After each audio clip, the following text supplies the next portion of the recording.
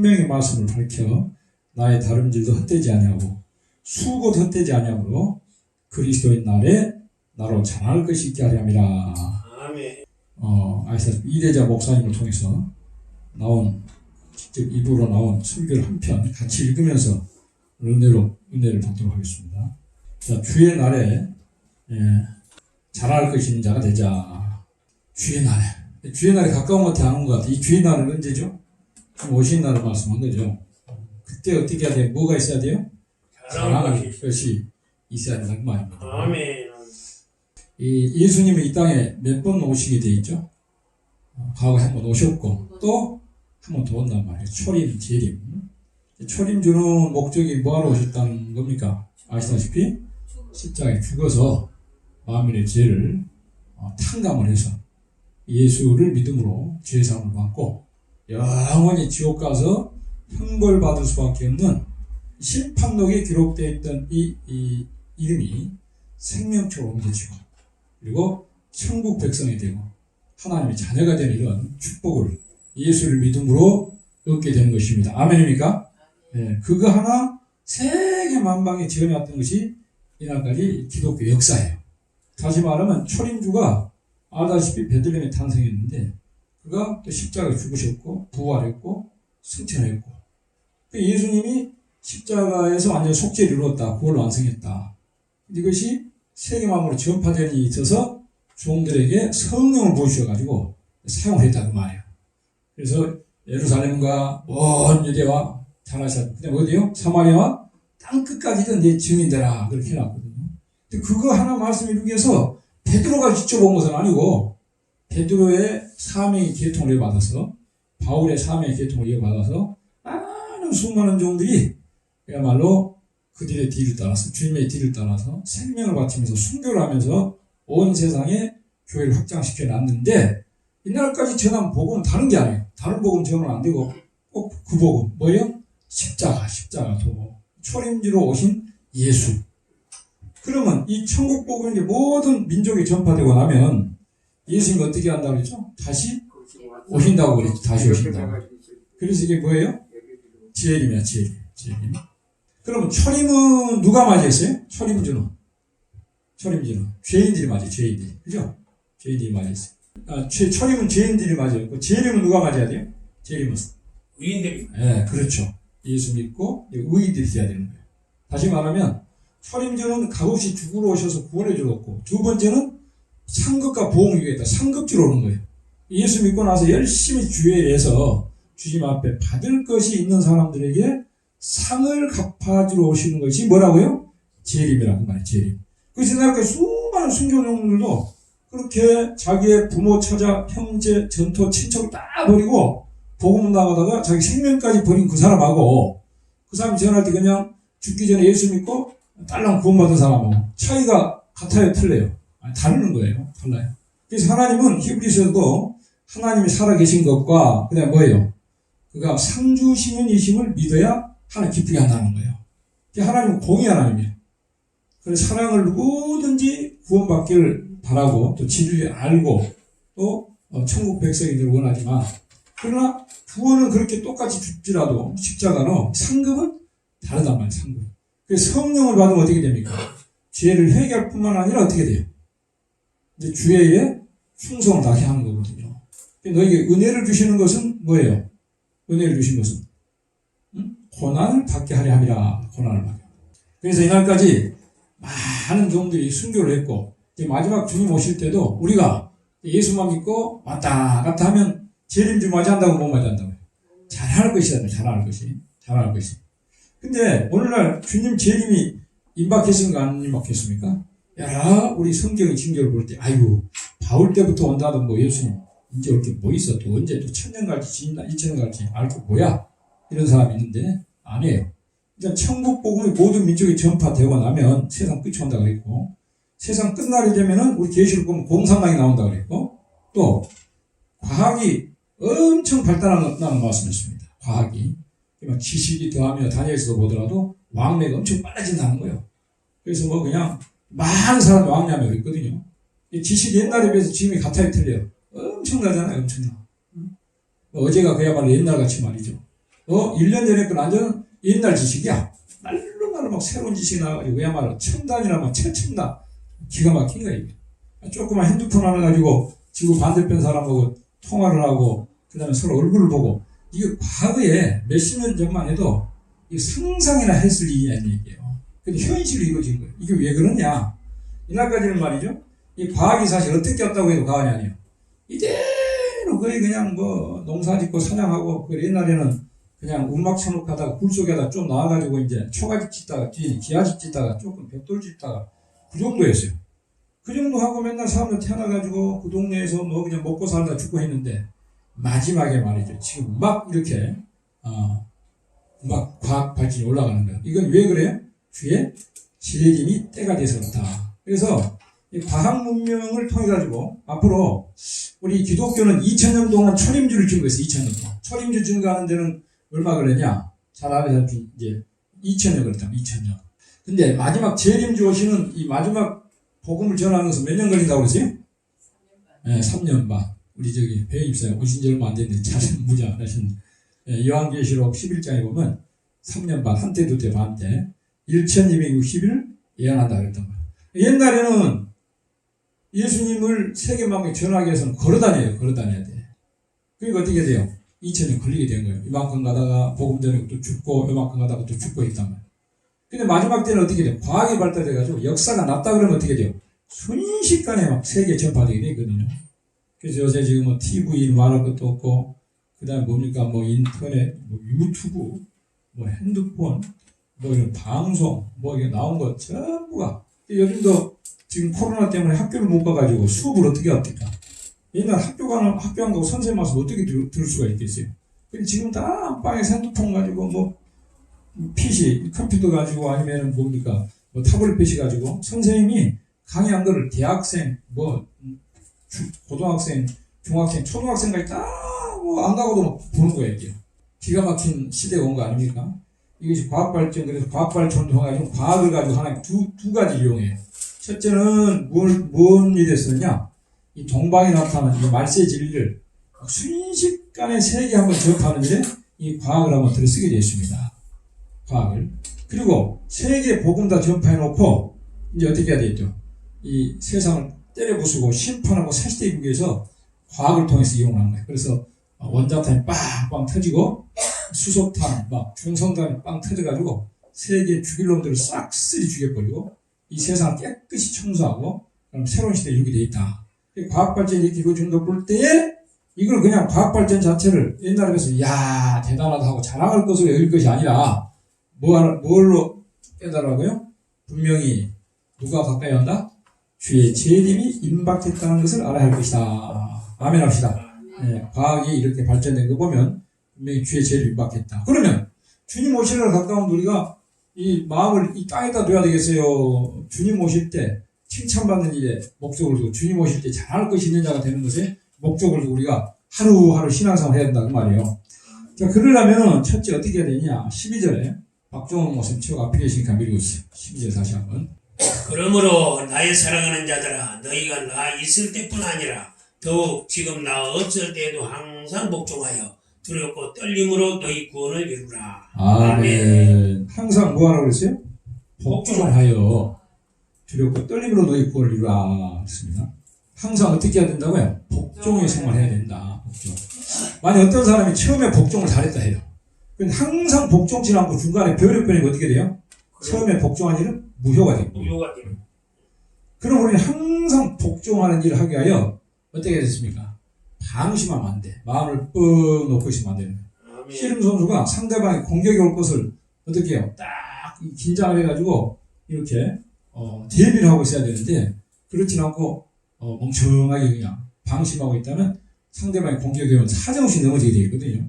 그러니까 우리가 방심하지 않아야 돼. 방심만 하면 마귀가 툭 타가지고 복종 못하게 버린단 말이에요. 그리고 어떻게 돼요? 두렵고 뜨는 마음을 가지고 있어요. 두렵고 뜨는 마음을. 예를 들면 목표를 향해 막 다른박질하는 사람이 처음에도 열심히 뛰지만 그 목적지에 가까이 왔을 때는 더 용기를 내어 참고 막 뛰는 것 같다. 그럼 우리가 항상 복종하는 생활에 있어서는 언제까지? 주 앞에 설 때까지 더욱 용기를 내어 나아가야만 할 것이다. 말씀입니다. 자, 우리 언제까지 가야 됩니까? 금년 한 해 실컷 한번 해보다가 그만둬야 됩니까? 주님 올 때까지. 주님 올 때까지. 아멘.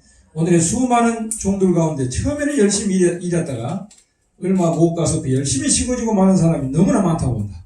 그러나 처음보다도 점점 더 열심을 내는 자가 돼야만 주의 날에 자랄 것이 있게 될 것이다. 그러므로 주님께서는 끝까지 복종하는 사람을 골라 세우기 위해서 가만히 놔둬요? 마귀를 허락을 해가지고 기약을 하게 하는 거예요. 뭐 보려고요? 복종하는가 복종하는가. 근데 항상 이 복종하는 자는 절대 마귀는 해칠 수가 전혀 없다 그랬습니다. 주의 날에 자라는 것이 있으려면 첫째는 따라합시다. 항상 복종의 생활을 해야 된다. 이날까지 아무리 잘했다 그래도 신앙은 문제가 중요해요. 지금이지 지금. 아멘. 주님 오실 때까지 그게 문제예요. 옛날은 뒤에 것은 큰 문제가 아니에요. 혹시 잘했더라도 그거 맨날 그 장난하고 있으면 안 되는 거예요. 잘못한 거 있으면 참전을 회개하고, 그렇죠. 잘한 것도 내가 잘한 게 하나의 은혜로 잘했고, 이 시간 중요해요. 과거에 조금 타락했더라도 지금 문제지. 여태껏 잘했다가 지금 타락해버리면 헛되고 만다고 말입니다. 그러니까 어떻게 돼요? 절대 방심하지 말고. 마귀가 요놈이, 야, 마귀는 시간에 낮에만 찾아옵니까? 밤낮 찾아옵니까? 밤낮 찾죠. 집에 있을 때는 안 옵니까? 갔다 또 화장실 있을 때는. 와. 그때도 저때도. 언제 안 와요? 안 올 때가 없는 거예요. 비도 올 때도. 항상 틈만 노리는 거예요, 틈. 그러니까 우리는 방심하면 결코 뻥하고 넘어진다고 말이에요. 방심하지 말고, 그 다음에 어떻게 돼요? 두렵고 뜨는 마음 가져온다. 이건 내 힘으로 못 이기니까 마귀라는 놈 내가 이길 수 있어요, 없어요? 없어요. 하나님의 도움을 받아야 되거든요. 할렐루야. 절대 사람은 마귀 못 이겨요. 창조할 때 그렇게 약하게 창조해낸 거예요. 하나님께서. 왜? 예수님 이름으로 이겨야 예수님 자랑이 되거든. 아멘. 그래서 사람은 약하게 만들고. 그래서 예수님 말씀에, 하나님의 말씀을 순종하면 향상 발전이 되게 돼 있고, 말씀에 순종을 안 하면 타락하게 돼 있습니다. 타락. 이 아담은 그냥 말씀에 불순종해가지고 타락하고 말했잖아요. 그럼 우리는 예수를 믿게 한 것은 첫째 아담과 생명을 만들어 놓은 거예요. 그리고 말씀을 주셨잖아요. 그러면 아담은 말씀을 지키지 못해 타락했기 때문에 우리도 말씀 못 지키면 또 넘어지고 타락하고 마귀 종이 되고 만다면 진자는 이긴 자의 종이다. 아멘. 그러면 날마다 여러분 이기는 생활 하시기 바랍니다. 아멘. 그래서 항상 복종이에요. 하나님 뜻에 복종하고, 마귀라는 놈 하나님 뜻에 복종 못하게 하고, 못 믿게 하고 복종 못하게 하는 것이 마귀 하는 얘기거든. 여러분들은 피곤하지도 않고 밤낮 여러분 달라들리거든. 예. 우리는 하나님이 보호하니 하나님 지켜 안 주시고 하나님께 은혜 안 주시면 우리는 마귀한테 이길 수 없어요. 그러니까 항상 방심하지 말고 항상 두렵고 떠는 마음을 가지고 하나님 의지하고 하나님 바라봐야 되는 거예요. 하나님께도 은혜가 오면 막 이기고 하나님 나한테 힘 안 주면 자동적으로 지게 돼 있는 거예요. 지게 돼 있는 거예요. 그래서 언제까지 복종해야 되냐? 언제까지 했으면 아까 주 앞에 설 때까지 한번 해봅시다 우리가. 이 세상에서는 크게 성공 못했잖아요. 대재벌도 못했잖아요. 크게 누구한테 뭐 영광도 못해, 국회의원도 못 해봤잖아. 우리 목사님. 응? 해야죠. 네. 그런데 주님 오실 때 칭찬만 그게 최고야. 할렐루야. 주님과 왕권 받아가지고 아멘. 1000년 동안 왕 노릇 하다가 할렐루야. 궁세까지 가서 왕 노릇 하고 말이죠. 이 세상은 잠깐 지나가는 것이고 예수 믿고 이 땅에서 얼마나 충성했느냐에 따라서 영원토록 갚아주는 거예요. 오늘날 근데 기독교가 그거에 희미해져 버린 거예요. 이 앞서 아까 우리가 그 찬송을 불렀지만은 성도는 뭐예요? 환난과 핍박 중에도 성도는 신앙 지켰네. 손양 목사님이 그 찬송을 그렇게 좋아했다 그래요. 그 당시에 여러분들이 그냥 일본 그 우상 갖다 걸어놓고 그냥 절 하나 막 죽이는 그런 때 아닙니까? 죽이고 고문하고 말이죠. 그런데도 막 신앙을 지키면 6년 동안 감옥을 간 거예요. 그 주기철 목사님 얼마나 고생하셨냐면 그 고문을 말할 것도 없고 하면 그런 대목이 나와요. 겨울에 춥다고 사모님께서 소옷을 해다 줘요. 소옷. 그런데 고문을 해가지고 그 주기철 목사님이 기절한단 말이에요. 그럼 이 사람들 어떻게 해요? 산불을 막 뛰어내버려요. 그럼 겨울에 그야말로 동태가.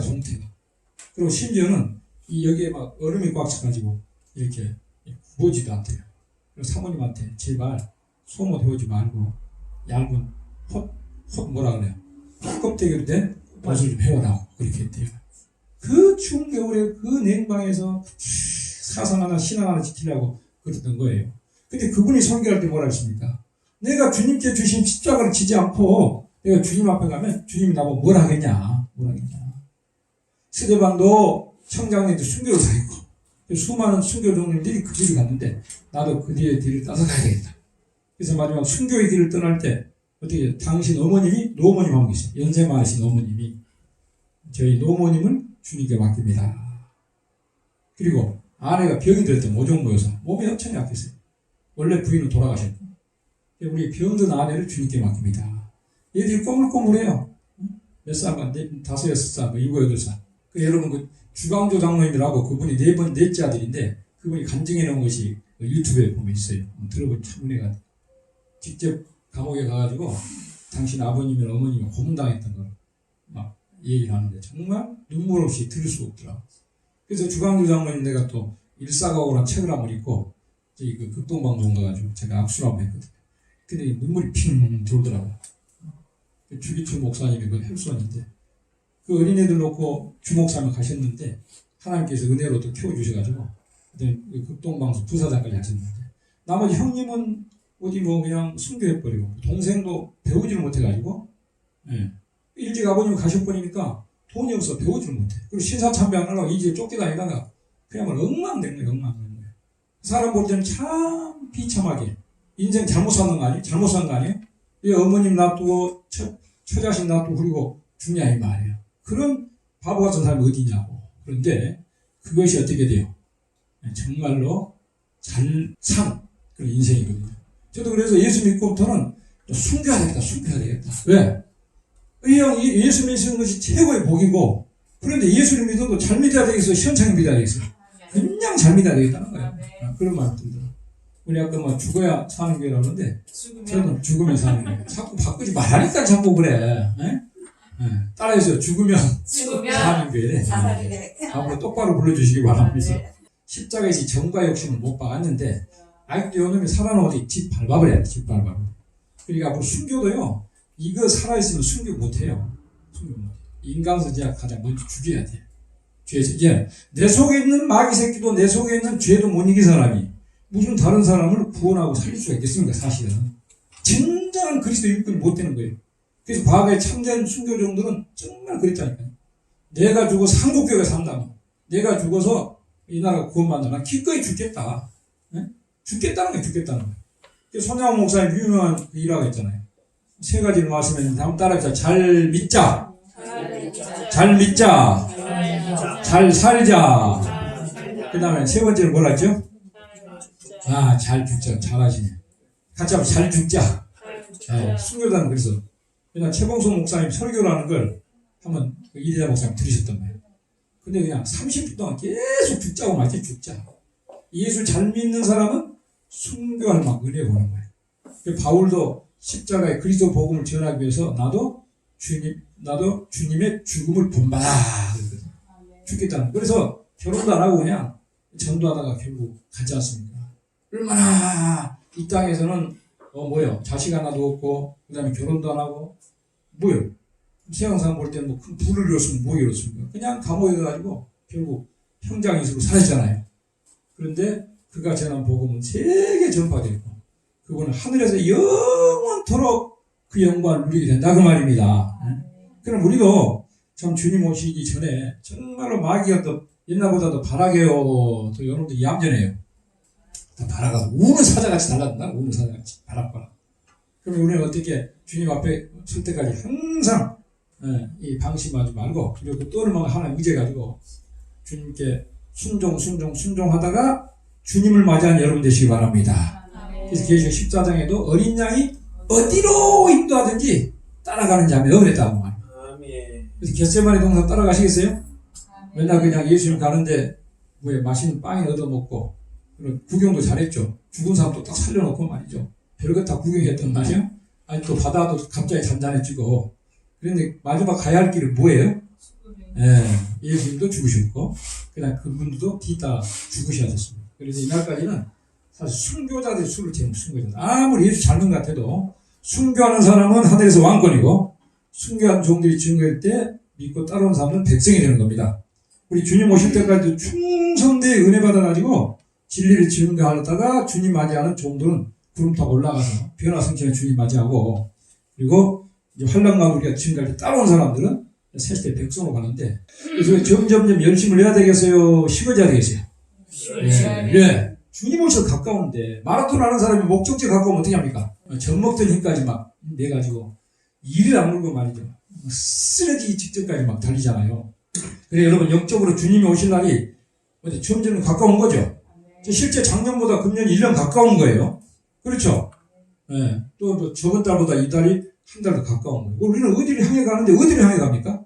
모든 인류가 어디를 향해 갑니까? 결국은 주님 앞에 심판이에요. 우리 마지막 때 주님 오실 때 맞이하냐 못 맞이하냐 있지만 또 이미 죽었던 사람도 천년왕 끝나고 나서 백보자식밭 다 나눠가면 네 어떻게 살았냐 하고 생명이 부활한 사람이 있고 심판의 부활로 영원히 지옥 들어간 사람이 있는 거예요. 이 온 세계 인류는 이 땅에 왔던 사람들은 반드시 주님의 심판대 한번 서게 되어 있습니다. 그때 부끄럽지 않고 그때 칭찬받는 자가 최고의 인생의 승리자인 줄 믿으시기 바랍니다. 그래서 제가 예전에 그 맹장염 수술했어요. 그 정신을 이제 마치서 진짜 깨어날 때 그 찬송을 부르고 나가더래요. 내 평생 소원 이것뿐 주의 일하다가 우리 주님 오실 때 많이 하겠다는 거예요. 소개가 예수 믿고 몇 년 됐었는데 평생 주님만 섬기겠다. 아골골짝 빈대에도 복음 들어가고 종의 몸 있는 거 다 주라면 벗어도 주고 정말 주님 인도 따라서 어디든지 가겠다. 어디든지 겟세마네 동산도 골고다 득길도 어디든지 주님 인도하면 환영받고 대접하면 내만 가는 것이 아니라 참으로 주님이 어디로 자꾸 보내요? 앞선 순교정 도저히 인간으로 갈 수 없는 그런 길을 보낸 거예요. 왜? 하늘에서 영원한 왕권의 축복을 주기 위해서 이 땅에서 뭐 교회가 크고 화려하고 그냥 성도님 잘 받고 복이 꼭 아닌 거예요. 지금 말세의 종들은 지금요 환영받고 대접하지 못하게 하고 이사야 49장 같이 성꾼을 숨겨놓고 지금 하나 기르고 계세요. 그래서 항상 복종 생활해야 된다. 우리 저 목사님 저 처음 뵙니까? 네, 반갑습니다. 네. 어떻게 알고 오셨는가? 아, 그래서요. 어떻게 이렇게 감사합니다. 네, 앞으로 자주 뵀으면 좋겠습니다. 자주 뵙고 우리 대한민국이 어떤 지금 상황이 왔습니까? 그것도 이겨요. 이번에 여러분 우리 대한민국 선거가 제대로 된 선거입니까? 크게 잘못됐습니다. 말할 수 없는 진짜 부정이에요. 국가적인 차원에서 중앙선거관리위원회 차원에서 이건 일부러 개혁적으로 저지른 거예요. 이거요 하나님이 대한민국에 벼락대리를 갖고 나온 겁니다. 항상 구약 말기에도 먼저 종교가 부벼, 종교가 썩어요. 종교가 썩어. 그 다음에 빛이 어두워지니까 자동적으로 정치인들이 지멋대로 하는 거예요. 정치가 부패한 거예요. 자, 하나님 축복을 안 하죠? 정치인들이 부패하니까 정치가 잘 되겠어요? 안 되겠어요? 안 되는 거예요. 자동적으로 경제가 어려워지는 거예요. 그래서 사람들 인심이 막 흉흉해져. 그것도 악화됩니다. 지금 뭐 국민들 일어나자고 난리를 치는데요. 지금 대대적인 지금 속수들이 지금 드러나고 있습니다. 심지어 우리나라 유명한 통계학 교수, 명지대 교수, 또 우리나라의 최고의 통계학자, 또 서울대 원로 교수가 이번에 또 이건 틀림없이 부정이라고 얘기했죠. 그 다음에 세계 최고의 하버드 나와가지고 세계 최고의 투표 이 통계에 대해서 밝으신 분이 미국의 어떤 교수입니다. 이름을 모르겠네. 그 교수가 일본에서 한국 2020년 4월 15일 이 선거 어떻게 되냐고 자료를 줬더니 100% 조작인 거예요. 그걸 그냥 뭐 그렇다라고 한 게 아니고 논문으로 써가지고 완전히 100% 증명을 해버려요. 논문으로 증명을 해버렸어요. 이거 정말로 빼도 박도 못한 선거예요. 그런데요, 이만큼 어둠이 어두워졌다, 짙어졌다는 겁니다. 반드시 마지막 이 진리 역사는 어디서부터 일어난다고 성경에 기록이 되어 있어요? 은혜 시대의 역사는 갈릴리 동서부터 일어나고 세계를 한번 밝히고 마지막에 하나님 대적하는 공산을 때려 부수고 이 땅에 그리스도 왕국을 이루는 역사는 우리 동방이다 땅끝이다 해동편 대한민국에 일어난다는 거예요. 이 말씀대로 공산당 나와가지고 우리나라 북한까지 넘고 지금 세계는 말이죠. 근데 오늘 노골적으로 이런 정부가 들어서가지고 꼭 공산당 하는 짓기를 그대로 하는 거예요. 공산당도 양심이 없죠? 김성같이 양심이 없단 말이에요. 부끄러울 줄 알아요, 몰라요? 몰라. 김정일성이나 김정은이나 그냥 대통령하고 다를 거 없는 거예요. 저쪽은 노골적으로 하는 큰 짐승, 여기 살짝씩 숨어서 하는 이게 작은 짐승들. 같은 짐승 배후에는 누가 있는 거예요? 마귀 새끼가 주관하고 있는 거예요. 그러면 이 대한민국의 난제가 이게 영적인 문제고 영적인 문제예요. 이게 어떤 정치 집단의 싸움이 아니에요. 그럼 영적으로 이렇게 어두워지고 마귀가 판을 치면 어떻게 마귀가 물러가는 거예요? 또 다른 강력한 야당이 나오니까 못 나오는 거예요. 하나님 이렇게 해놓은 것은 하나님의 역사를 일으키려고. 하나님의 역사 아니면 성령의 역사 아니면 하나님의 신의 역사가 아니면 이 역사는 뒤집지를 못하는 겁니다. 여러분 여기에 이제 불이 지금 가버리면 깜깜하겠죠. 그럼 우리가 밝게 하려면 어떻게 해야 돼요? 흑암을 몰아내려면 어두움을 몰아내려면 어떤 거 고함질러도 바람으로도 방법이 없어. 어떻게 해야 돼요? 불을 켜야 어둠을 물러가게 되어 있습니다. 아멘입니까? 그 다음에 마귀 역사는 이제 하나님의 참된 모세 같은 엘리야 같은 종들이 나와서 휘잡을 하나님의 군제 역사를 해야 이 역사 앞에 정권이 오고 한국 교회가 회개하고 돌아오고. 그래서 지금은 사실은 우리 대한민국이 불행스러운 나라 같지만 알고 보면 가장 복된 나라예요. 복된 나라. 그리고 항상 하나님의 역사가 일어날 때는 바락바락 하는 거예요. 바락바락. 그래서 우리가 여기 모인 거는 정말로 뒤에 나오겠습니다만은 하나님 이 나라에 내려버리신 이 진리의 빛을 가지고 좋은 곳에서 일어나야 마귀세에 물러가게 되어 있습니다. 광화문에 많은 사람 오니까 광화문 친다고 꼼짝 안 하잖아요. 얼마나 많은 사람 당군 이래로 치고 많이 못한 거 아닙니까? 꼼짝 안 해요. 한번 찾아서 뒤에 성명 하나 발표합니까? 모인 사람들끼리 광화문 지고 목 마셨지. 진짜 우리가 그렇게 많은 사람이 안 나가더라도 이제 하나님의 신을 받은 모세 같은 제가 공원에 가서 밤에 기도를 하면서 제가 휴일길 드렸어요. 야, 모세를 보내서 역사하는데 참 신나더라고. 앞으로 말세종 모세보다도 7배나 강하게 쓴다 그랬거든. 그냥 사람 볼 때는 어떻게 돼요? 다 망한 사람 아니에요? 왕자로 태어났다고 쫓겨가지고 저기 미디안 동네에서 처가살이 하면서 말이죠. 하고 있는 일이 뭐예요? 근데 양이나 치는 거예요. 양똥이나 주물른 거예요. 양똥 뻗다가 양 끌거나 먹이고. 그 하루아침에 하나님이 어떻게 했습니까? 야, 때가 됐다 가라. 아브라함에게 약속한 대로 4대만의 이스라엘 백성을 끌고 나와가지고 가나안 땅을 줄 때가 딱 됐어요. 그 시점을 딱 맞춰가지고 모세를 보내는 거예요. 여기 계신 분들 이제 그런 역사 할 정도로 나는 한 분, 두 분 모이게 한다고 나는 봐요. 아멘입니까? 박종남 목사입니다. 분명히 안 오고 못 보인다고 그랬죠. 이 중심에 아까 그 목자 음성 불렀지만 그래도 하나님을 향한 중심이 참 간절하신 분이에요. 제가 알기로는. 파주 지금 그 시골에서 어디 교회 갔다가 요셉 같은 그냥 환란을 당해가지고 목회도 잘 못하고 여기저기 갔다가 말이죠. 갈 때도 없고 돈도 없다가 하나님 줬다가 시골에 빈집 들어갔다 살다가 하나님께서 다행히 집을 하나 사줘서 그게 김치해지거든. 그래서 맨날 하나님만 바라보는 거예요. 목자의 수고 그 사랑 잊지 말자. 그 가슴에 예수님 사랑이 막 이 사람 좀 전해야 되겠는데 혼자는 못하겠고 이렇게 해서 3일을 찾고 있는데 하나님 일이 자꾸 가라는 거예요. 아멘. 아멘. 그래 하나님께서 보내가지고 저번에 한번 왔다가 또 안 오고 내가 못 꾸미라 했지. 왜? 진짜 깊은 기도하고 하나님 교통하는 사람은 진리로 하나가 되게 돼 있어요. 그런 사람이 죽으면 살겠다는 일사가고 저것이. 우리 교회도 아예 그렇게 붙여버렸네. 죽으면 사는 거예요. 우리 목사님도 스스로 오신 발걸음 아닙니다. 그렇죠? 많은 사람 문자도 내가 얼마나 보냈는지 모르겠는데 몇 사람 보냈는데 어떻게 목사님 감동이 돼서 오냐 이 말이에요. 그래서 감동을 누가 준 겁니까? 하나님 주시고 오늘 또 다른 일정이 없게 하고 하나님 미리 아시고 또 발걸음 인도하셔서 함께 예배를 드리고 있는데 감사합니다. 저는요 숫자에 전혀 연연 안 해요. 저 많이 모였다고 우리는 승리했습니다. 많이 모여 승리합니까? 모세가 나와야 승리하는 거예요. 모세가 나와요. 이 시대에 모세 같은 종이 나와야 될 줄 믿으시 마음에 하시기 바랍니다. 그보다도 700사, 700사. 정말로 이제 앞으로 그건 좀 나옵니다. 왜? 이거는 우리가 모세보다 교만해서 베드로보다 크게 했다는 것이 아니고 은혜 시대에는 십자가를 증가해서 예수님 십자가에 죽으셨는데 그 종들도 속죄지를 증가하면서 같이 어떻게 돼요? 피 흘려 죽게 하는 거예요. 우리는 초림주를 증가하면 재림의 주를 증가하거든요. 재림의 주 만왕이야 만주의 주 심판주로 오신다고 말이에요. 그리고 말세종들이 심판 은혜를 주시는 거예요. 우리가 또 복음 전하다 원수한테 팍스러져 죽어버리면 되겠습니까 이제? 옛날에는 교회가 평양에 많이 세워졌는데 다 쫓겨나고 죽임을 당하고 교회가 무너지고 거기에 지금 뭐가 서 있어요? 우상단지가 서 있대요. 장대영 교회. 그런데 지금 또 은혜시대 영역 가지고 가가지고 뭐예요? 또 죽고 또 순교당하고 마는 거예요. 그냥 죽은다고 마는 거예요. 이제는 어떻게 해요? 실변나간 역사 줘가지고 당신의 백성을 억울하게 하고 있는 저 악의 세력을 막 심판해버려요.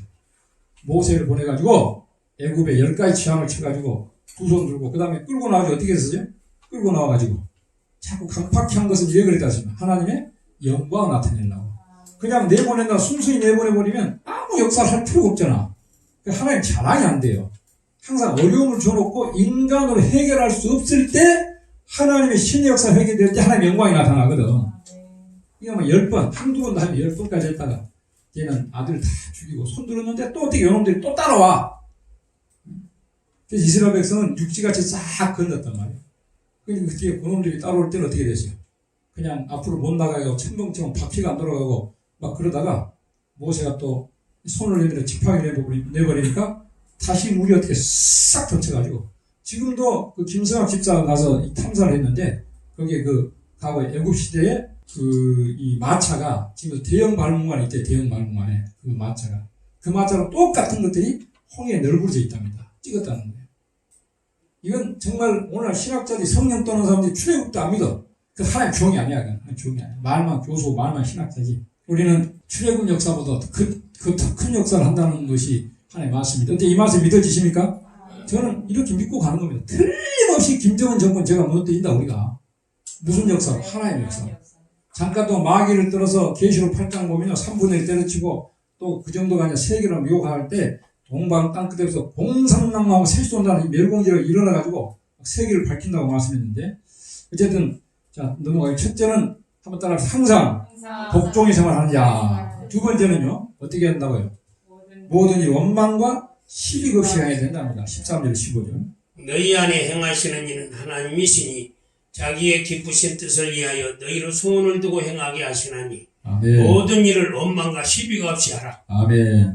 이는 너희가 흠이 없고 순전하여 어그러지고 거스른 세대 가운데서 하나님의 흠없는 자녀로 세상에서 그들 가운데 빛들로 나타내며 아멘. 같이 합시다. 모든 일을 모든 원망과 시비가 어떻게 하라고요? 없이 없이 하라는 거예요. 일하면서 원망하고 시비하면 이건 절대 주님 오실 때 잘할 것이 없습니다. 우리 인생이라고 해서 무슨 일을 잘할 수가 없다 해도 원망과 시비가 없이 나가면요. 하나님께서 어떻게 돼요? 도와준다며 도와줘. 얼마나 도와주고 보호중으로 주의 날에 잘할 것이 있는 열매를 맺게 될 것이다. 그러므로 주의 날에 잘할 것이 있는 자가 되려면 원망할 일과 시비할 일을 할 때 조금은 원망하지 말고 시비하지 않는 생활이 있어야만 한다. 그러나 원망할 일과 시비할 일을 할 때 참지를 못하고 원망과 시비를 하고 만나면 주의 날에 아무런 열매 없는 사람이 되고 말 것이다. 언제나 하나님께서 당신의 종들의 응답을 내리기 전에 원망할 일과 시비할 일이 있게 하신다. 그럼 우리는 어떤 일이 온다 해도 원망과 시비가 없이 나가는 것만을 목적해야만 주의 날에 잘할 것이 있는 자가 될 것이다. 이스라엘 백성을 그 큰 양의 피로 바르게 해서 재앙이 싹 넘어가서 끌고 나왔잖아요. 근데 꼭 한번 보세요. 홍해 앞에서 어떻게 했어, 이 사람들이? 홍해 앞에서. 우리를 이 홍해 빠뜨려서 죽이려고 우리를 끌고 나왔냐, 막 원망을 해요. 하나님의 역사가 나타나게 어떻게 합니까? 홍해가 갈라져요. 사실 응답이 있기 전에 그런 일을 갖다 주는 거예요. 그 사람 원망 안 했으면 될 거 아니에요? 나와가지고 또 목이 말라요. 목이 말라니까 좀 있다가 무슨 일이 터져요? 말아있다가 뭐 한 나무를 던져서 뭐 단물이 되고 또 뒤에 물이 바에서 반석왕을 치니까 쫙 갈라지고 물이 나오고 말고 심지어 정탐구 보냈는데 하나님의 말씀 안 믿어가지고 원망하고 시비하는 사람들 싹 죽여버리려고 광에 40년 동안. 그래서 실제 가나안에서 나올 때 홍해 건너기 전에 원망하고 나와서 광야에서 원망했는데 그 사람 다 죽여버려. 이 뭔 말입니까? 주님 재림도 못 맞았다고? 재림도 못 맞았다고. 하나님께서 항상 또 응답을 내리기 전에 원망을 시비하고 온다는 겁니다. 어디 우리 이리야 목사님은 은혜를 참 많이 받으셨는데 이분은 어디 그냥 집회 가가지고 박수 치면서 막 기분 좋게 별로 은혜를 받아본 적이 없어요.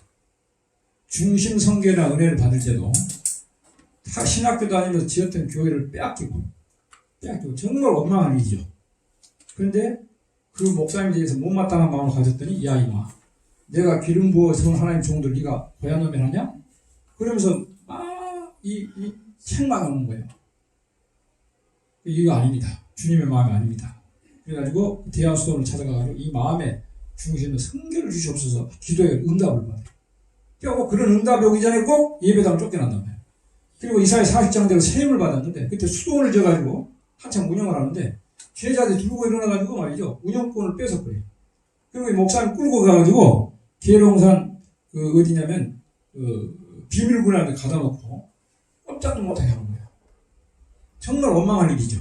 근데 하나님께서 야, 네 억울하냐? 야, 이 나를 바라봐라. 누구를 바라보라고요? 야, 이 앞산 누가 지었느냐? 해, 달별 누가 하나님 지었죠. 그러면 너는 나만 바라봐라. 따라합시다. 너는 나만 바라봐라. 억울하고 원통하고 딱한 사람 만나놓고 그런 자에서 하나님 바라보게 하면서 은혜를 주시라는 겁니다. 여러분 앞으로 은혜 올 때요. 굉장히 이런 일이 들어올 겁니다. 그리고 특히 말세 보고 말아가지고 앞으로 일하면 정권이 대적이 되고 교권이 대적이 되고 사면 우리가 에워싸입니다. 우겨싸움을 당하는 거예요. 그럴 때 원망하지 않고 우리 누구만 바라봐야 돼요? 하나님 바라보면 아무리 우리 힘으로 할 수 없는 것 같더라도 홍해가 갈라져 버린 거예요. 그 사람들이 그 앞에서 얼마나 고민했겠어요? 아, 이걸 어떻게 해야 배로 가나 되나? 어떻게 헤엄치라고 그래야 되냐? 그럼 어린애를 어떻게 하냐? 방법이 없는 거야, 방법이. 무슨 방법이냐고. 그런데 그때 하나님 바라봤더니 하나님의 방법으로 길을 열어버린 거예요. 그래야 하나님께서 영광을 드리냐. 사람도 다 할 수 있는 걸 하나님이 해주면 그 별로 하나님 능력이 안 나타나잖아요. 그래서 앞으로 우리에게 원망할 시비할 일을 막 갖다 주면서 응답을 우리가 사람으로서 할 수 없는 그런 은혜가 임하고 은혜가 임하고 능력이 임하고 권세가 임할 줄 믿으시기 바랍니다. 그래서 처음부터 사람이 다 큰일 할 수는 없어요. 자, 거기서 거기야. 속된 말로 도토리 키재기야. 그런데 하나님 일을 맡겨놓고 원망과 시비가 없이 작은 일 충성히 나갈 때 자꾸 은혜를 더 주셔가지고 큰일 할 수 있는 사람으로 들어쓴다. 그러니까 우리는 뭘 목적이 한다? 절대 원망과 시비를 하지 않는 것을 목적으로 나가야 된다. 아멘 하시기 바랍니다. 세 번째는 생명의 말씀이냐. 가장 생명의 말씀을 밝혀야 어떻게 돼요? 다른 일이 헛되지 아니한다. 하나님을 종을 세운 것은 뭐하러 종을 세운 거예요? 생명의 말씀. 하나님께서 하고 싶어하는 말을 대신해서 하라 이거예요. 그러니까 어떻게 돼요? 자꾸 하나님의 말씀을 처음에 무장을 시키는 무장. 하나님의 말씀을. 생명의 말씀 밖에. 오늘날 교회에 생명의 말씀이 많이 밝혀졌다고 했대요. 그렇지 않다고 봐요. 이 생수보다도 쑥물을 내고 있어, 쑥물. 만약 하나님 종들이 생명의 말씀을 밝힌 일이 없다면 모든 수고는 헛것이 헛것. 그러면 하나님의 생명의 말씀을 밝히는 일에 전력을 두고 수고해야만 주의 날에 잘할 것이 있는 자가 될 것이다. 왜냐하면 하나님께서는 진리의 신심으로 아무리 열심히 있다 해도 말씀이 탈선된 자에게는 응답하시지 않기 때문이다. 열심히 있어도 말씀 탈선되면 돼야 안 돼요. 헛소리 아니고 하나님 인정을 안 하는 거거든. 오늘날 교회가 생명의 말씀을 밝힌 일에 관심을 두지 않고 유형적인 사업에만 정신을 쓰기 때문에 영적으로 큰 부패를 가져오게 된 것이다. 왜냐하면 하나님께서 말씀이 탈선된 교회가 아무리 열심히 있다 해도 불법적인 행동을 보시고 역사를 내리지 않기 때문이다. 사업도 좋지만 말씀을 바뀌지 않는 교회의 사업이라는 것은 우리 교회의 부패를 가져오게 된다. 하나님 진리의 신이죠. 진리의 신. 하나님 진리의 신 아닙니까? 이사야도 기도해도 누구한테 기도하라 했어요? 진리의 하나님한테. 그럼 하나님께 그 시대마다 진리를 주고 진리를 따라 역사하는 겁니다. 진리를 따라 역사하는 거예요. 이 교회가 그 시대의 진리를 알지 못하면 그건 교회도 아니에요. 그건 종도 아니에요. 이 시대에 환난과 재앙이 이제 닥쳐오는데 환난과 재앙 가운데서 살 길을 알려주지 않으면 이 시대적인 사명을 감당한 교회가 못 되는 거예요. 종이 못 되는 거예요. 이 시대의 생명의 말씀은 사실 사복음서 편지서를 통해 가지고 이미 우리가 하나님 종된 자들이 이제 이 시대에 계시록대로 공산당하고 계시록대로 환난이 오고 재앙이 오고 미혹이 세계를 덮고 나오는 이때 말이죠. 계시록을 가지고 이제 살 길이 무엇이라는 걸 가르치지 않으면 그 생명의 말씀 전하는 교회가 못 되는 거예요. 다 헛수고예요. 주님 재림의 주를 맞이할 수 있는 심판의 달인주의 진리에 나타나가지고 하나님 이 말씀을 역사해가지고 지금 주님 오실 때를 대비해서 지금 기르고 계시는데 이거 말 제껴놓고 맨날 예수 모셔서 재림주 맞이할 때 되는데 죽어서 천당 가자고 맨날 그러고 있는 거예요. 그럼 죽이는 거예요? 살리는 거예요? 죽이는 거예요. 죽이는 거예요.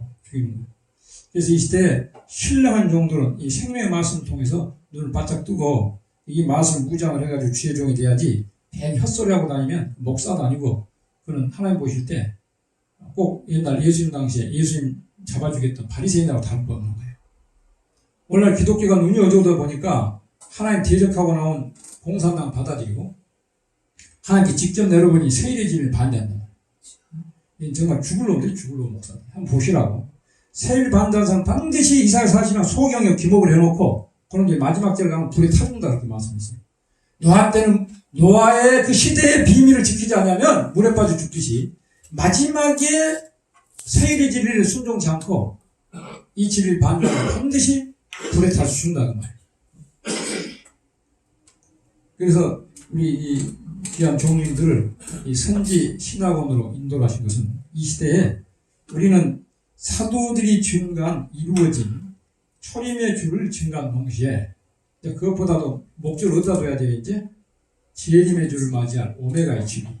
다시 말하면 선지서니 계시록을 중심해서 다시 오시는 재림의 주를 맞이할 준비를 시켜주는 종들이에요. 초림의 주의 길을 닦았던 분이 세례요한이잖아요. 세례요한. 그 다음에 초림주가 온 것을 이루어진 일 세계만방에 증거한 것이 사도였단 말이에요. 세례요한이 마지막 선지였어요. 두 가지 말한 거예요. 은혜시대를 말했고 타작마당 그리고 심판과 새시대를 말한 거예요. 그러니까 세례요한이 마지막 예언했던 마지막에 심판과 새시대 이건 앞으로 이루어질 일 아니에요? 그러니까 선지야 선지 이루어질 미리 안단 말이죠. 선지. 그래서 여기는 선지 영성 신학원이에요. 사도들이 증거한 게 아니에요. 그리고 우리 교회 이름도 남현도에 있는 교회 이름도 기독교라는 교회를 안 붙였습니다. 기도. 대한예수교 뭐 장로에 그건 다 기독교 장로, 예수교 장로, 예수나 기도를 붙인 거예요. 여기까지 초림주로 돌아가신 예수 그리스도를 세계만 전파하는 일에 쓰임받는 교회예요. 그러고 나서는 여호와께서 뭘 구한다 그랬죠? 세일과 세일을 행한다. 여호와 세일교단이 마지막에 나와야 되는 거예요. 우리 그래서 교회 이름은 우리는 저기 뭡니까? 승리 세일교회, 세일교회입니다. 마지막 재림주를 맞이할 교회는 앞으로 다 세일과만 붙이고 초대교회가 돼가지고 맞이하게 돼 있어요. 이런 비밀이 우리 대한민국에 나타났는데 특별한 여러분들에게 먼저 이걸 알려주는 거예요. 그래서 여러분 여기에 온 것을 정말 왜 인도했느냐. 생명의 말씀 무장해가지고 주님 오실 때까지 환난같이 한 가운데서 이 진리를 증거해서 양떼를 살리라는 사명을 주셔서 이 자리로 인도하신 줄 믿으시기 바랍니다. 여기에다 전력을 해야 되는 거예요. 여기다가. 그러니까 예수님 오셨는데 말이죠. 한번 하고 넘어가요. 예수님 오셔서 십자가 지셨어요. 성령이 왔어요. 그런데 우리는 예수 필요 없다 그러고 또 양자바제 하나님 우리 예배를 우리 제사를 좀 받아주시옵소서 그러면 제사를 받아줄까요? 안 받아줄까요? 안 받아주는 왜? 왜? 시대적인 법이 바뀌기 때문에 법. 그래서 하나님은 역사적인 7대 법이 있는데 우리 잠깐 한번 더듬어 봅시다. 첫째는 무슨 법이요? 선악과의 법. 우리 배우님 있어요. 두 번째는 혼혈하지 말라는 법. 세 번째는 방제법. 네 번째는 할례의 법. 다섯 번째는 율법과 계명. 예수님 오셔가지고는 십자가의 법. 십자가의 법 세계만방에 하나님께 돌아온 거예요. 그거로 끝이 아닌 마지막 법이 이 예언의 말씀을 읽고 듣고 지켜야 보겠다. 계시록 몰리면 그 목사 빵점이에요. 절대 재림이 못 맞아요. 사복음 가지고 초림지로 오신 예수님이 어떻게 태어났고 어떻게 자라났고 어떻게 죽었고 부활 승천했고 그 얘기가 있는 거예요. 그거 가지고 어떻게 마지막에 계시록 때 환란과 재앙이 올 때 계시록 무장해서 흑암을 뚫고 나가서 재림주를 맞이하는 생명의 말씀을 전해야 될 사명이 선지 영성 신학에 있는 것을 아시고 여기 오신 분은 뒤에 책을 꽂아놨잖아요. 한나무 사람이 연구한 것이 아니에요. 입으로 불러서 5,500개 책이 나온 거예요. 계시록 햇빛같이 나타난 거예요. 저걸 보고도 모르는 사람은 이게 눈뜬 장님이에요. 정말로 영적으로 소경되고 장님되게 되면 안 돼요. 우리가. 예수님께서도 바리새인들을 보고 너희는 눈이 밝은 자가 되라. 눈이 밝은. 눈이 어두면요 아무것도 못한 거예요. 우리는 특히 육안보다도 무슨 안이 밝아야 돼? 영안이 밝아야 돼. 영안이. 자 조금 들어보세요. 예수님이 초림지로 오셨는데 아예 아직 공생이 시작하기도 전에 결례 받으려고 성전에 들어갔죠. 그때 누구는 알았어요. 안나 시몬은 그냥 안 거예요, 그냥. 응? 그렇잖아요. 근데 이제 평생 기다리던 이 정말 메시아 한번 봤으니까 난 죽어도 여한이 없다. 그랬단 말이에요. 예수님께 30살까지 자라나가지고 막 공생을 시작하면서 안진맥이 있고 죽은 사람 살리고 바다도 단장케 하고 오병이어 기적을 베푼는데도 왜 우리를 의혹해 하려 하나이까? 그랬더니 그렇게 어두운 거야, 어두운 거야. 예수님이 그렇게 역사했는데도 하나님의 아들이 모른단 말이에요. 여러분, 제발 눈 밝은 종교인이 되시기 바랍니다. 네.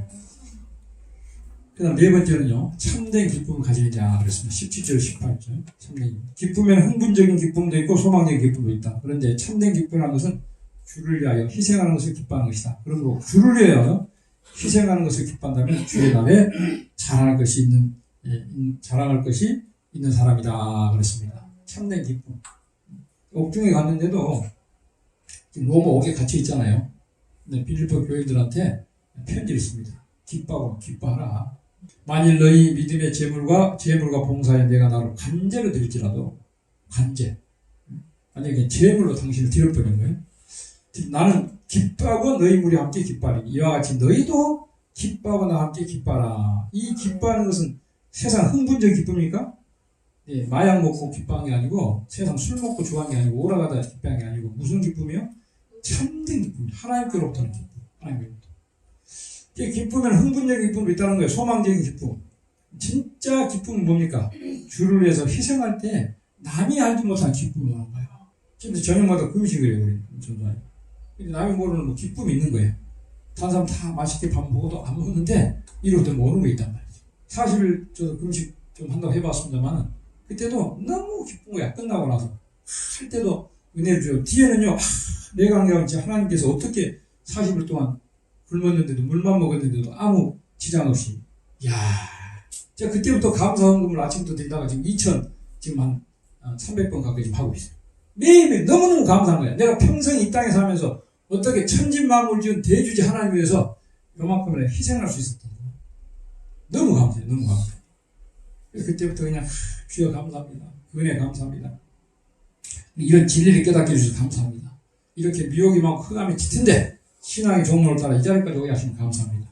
앞으로 신같이 들어서서 이 대한민국 정부를 막 굴복시키고 북한 김정을 지금 무너뜨리고 북한도 해방시키고 세계를 정복할 생각이 너무너무 감사합니다. 이거 뭐 가슴에 기쁨이 꽉 찬 거예요. 무슨 기쁨이요? 소망 기쁨. 그 뒤돌아오면서 저는 뭐 크게 한 거 없으면 시골에 심지어 이 집도 논도 좀 밭도 있었고 다 팔아가 하나에 바쳐버렸어요. 제가 드릴 수 있는 건 다 드렸어요. 나머지 제 생명 하나 남은 생명. 이것도 제가 대중 앞에서 하나님 이거 저는 하나님께 바칩니다. 성경 66권의 진리를 가지고 동방에 나타난 다윗주의 진리 가지고 주님 오실 때까지 하나님 대적과 적그리스도와 싸우는 일에 이 목숨마저 싸우고 있습니다. 어쨌든 네 번째는요. 참된 기쁨을 가지는 거예요. 참된. 앞으로 어려운 일이 오더라도 원망 불평 안 하고 기쁨으로 감사하면서 말이죠. 매마다도 어떻게 제자들은 합당한 거예요. 옥에 가다가도 어떻게 해요. 찬송이 나온 거예요. 때려도 어떻게 해요. 기쁨이 충만한 거예요. 왜? 이 주님도 그렇게 매맞고 그렇게 순교했는데 그렇게 참 십자가 지고 그렇게 고통당하고 하셨는데 아니 나 같은 죄인이야. 주를 위해서 이 매맞는 거 이게 문제냐. 아예 그냥 합당한 거 이런 일이 있어야 된다고만 생각한 거예요. 그래서 그분들은 간단히 말하면 주를 위해서 고생하는 것을 뭐로 생각했냐. 기쁨과 낙으로 생각해. 낙. 즐거움이야 즐거움. 또 주를 위해서 죽는 것이 있다? 그럼 그 영광을 해요. 영광.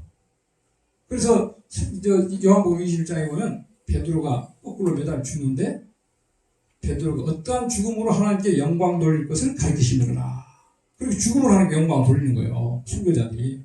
우리도 정말 고생을 낙으로 삼고 참된 앞으로 어려움이 온다 할지라도 기쁨을 마음에 충만히 가진 여러분 되시기 바랍니다. 원망하고 불평하면 쓰러진다니까요. 그래서 오늘은 주의 날에 자랑할 것인 자가 되는데 첫째 어떤 사람이 되어야 된다고요? 절대 복종하는 자가 되어야 된다. 두 번째는요. 모든 원망과 시비가 없어야 된다. 세 번째는요. 생명의 말씀을 밝혀야 된다. 네 번째는 참된 기쁨을 가져야 된다. 결론. 누구든지 주의 날에 자랑할 것이 있게 하는 사상이 아니라면 모든 다 헛수가 되고 말 것이다. 여러분, 우리의 인생의 목적은 어디예요? 이 땅입니까? 주님 앞에 가서 자랑할 것이 있는 거. 그게 목적이다. 그런 사상이 마음에 꼭 안 차 있으면 다 헛수고예요. 종이 됐건 뭐 장로가 됐건 다 헛수고가 되는 거죠. 그럼 우리는 어떻게 해야 돼요? 주의 날에 자랑할 것이 있는 사람이 되어보려는 것이 어떻게 한다고요? 간절해야만 주의 날 남자가 됩니다. 이런 사람은 타락하려도 타락 안 해요. 아무리 목사는 신학 박사학위 받았다 할지라도 목적이 이 땅에서 잘 사는 것이 그냥 부패하는 거야. 이 세상 명예에 있어. 그냥 부패하는 거야. 세상 물질의 목적으로 그냥 부패하는 거야. 그러나 하나님 앞에 가서 받을 상급을 항상 목적도 사는 사람은 그야말로 바울이 하듯 세상을 분투같이 보고 세상 영광을 분투같이 보고 주님 앞에 가서 받을 걸 생각하고 어려운 일이 오더라도 낙심하지 않고 원망하지 않고 후퇴하지 않고 좌우로 치우치지 않고 하나님의 뜻을 따라서 죽는 일이라 따라가는 거예요. 주님 앞에. 그래서 순교자들이 그 길을 간 거예요. 우리들도 계시록 6장 보면 순교자 뭐가 된다 했죠? 동무. 순교자 동무. 순교자들하고 사상 양식 똑같아야 돼요. 순교자들이 먼 하늘 이상한 구름만 떠도 주님 오실 걸 바라봤거든요. 제가 처음에 그 참송 예수 믿고 얼마나 은혜가 됐더니 순교자 이 땅에 요만큼도 소망이 없었구나. 항상 주님 언제 오시냐. 그게 관심입니다. 주님 오시면 나는 주님과 신랑 예수 맞이한다. 손장 목사님 참송인데 낮에나 밤에나 눈물 머금고 그 다음 뭐예요? 내 주님 오시기만 고대합니다. 먼 하늘 이상한 구름만 떠도 행여나 내 주님 오시는가에 거기만 바라보는 거예요. 이게 순교자들이에요. 지금 우리가 이 땅에 살면서도 정말로 세상에 요만큼도 욕심이 없습니까? 롯의 처같이 뭔가 귀하게 여긴 게 있어. 뒤돌아보다가 어떻게 돼버려요? 손길되고 나옵니다. 그 사람도 못 올라가요. 무거워서 못 올라가요. 몸무게가 무서워서 못하는 게 아니라 세상에 욕심 때문에 너무 무거워서 변화 성취를 못하는 겁니다. 이 세상에 살면서 이런 먼지한 세상에 살면 세상에 속한 사람이 아니고 주님과 더불어 먹고 마시면서 주님이 우리를 위해서 영원토록 살자는 천국에다 목적을 두고 그렇죠? 거기만 바라보고 사는 거예요. 순교자들이. 그리고 우리는 다시 오신 재림을 바라보니까 우리 예수님 다시 오실 때 어떻게 하면 주님께 영광 돌리고 주님과 더불어 주님 앞에 칭찬받느냐 그걸 목적을 두고 살아서 정말로 이 세상 심판하고 주님 오실 때 여러분 할렐루야로 주님을 영접하고 여러분들의 수고가 주님이 다 갚아줄 수 있는 그런 정말 참되고 보람찬 보람 있는 그런 수고가 되시기를 주님의 이름으로 축복합니다. 아멘. 기도하겠습니다. 하나님 감사합니다. 오늘도 선지영성 신학원으로 저희 발걸음 인도해 주시고 하늘에서 직접 내려온 하나님의 말씀을 또 읽고 들으면서 같이 빛의 은혜를 나누고 계시면 감사합니다. 주님 오실 날이 여러가지 징조로부터 심히 가깝습니다. 특별히 과학이 발전된 걸 보면 동방에 나타난 진리를 가지고 세계에 복음을 전한 일에 이 과학을 한번 들어쓰고 세상을 심판하고 세세를 뗀다고 예언을 했는데 그 말씀 그대로 이루어졌습니다. 그리고 과학 발전이 이루어진 것을 보고 하나 자랑거리를 삼을 것이 아니라 정말로 주님 재림이 문 앞에 이르렀다 하는 것을 절실히 깨닫고 주님 앞에 맞이할 때 잘할 것인 종이 되기 위해서 항상 목적과 사상을 거기 두고 충성과 진리를 당하는 귀한 종들이 될 수 있도록 역사해 주시옵소서. 항상 복종해야 된다고 그랬고 원망과 시비 없이 행하고 생명의 말씀을 받고 참된 기쁨을 가져야 된다고 말씀했어. 이 말씀 글자 그대로 우리의 인격이 우리의 생활이 정말 순교자 동무 그런 양심 사상 생활이 이루어질 수 있도록 우리를 도와주시옵소서. 이 땅에 살면서도 조금도 세상에 욕심이 없게 하시고 세상을 붙어가지고 보고 우리 주님 갚아주시는 그날을 목적 두고 몸과 마음과 뜻과 힘을 다하여 하나님 기억하고 특별히 생명의 말씀 바뀐 일에 총궐게 할 수는 저희들에게 주시옵소서. 대한민국 이렇게 어두워진 것은 이제 진리의 말씀을 밝혀야 될 때가 온 전한 증거인지 믿습니다.